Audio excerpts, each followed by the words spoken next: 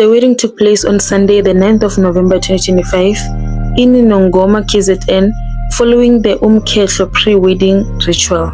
The ceremony was conducted in the Shembeches tradition inside the same cattle kraal where King Misuzulu was crowned in 2022.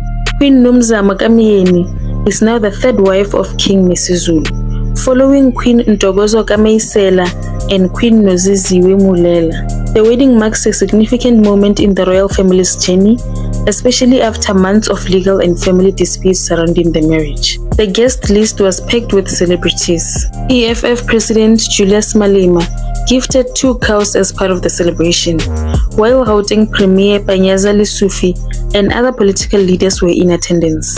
The event blended Zulu tradition, spiritual symbolism, and national significance. This wedding wasn't just a royal affair.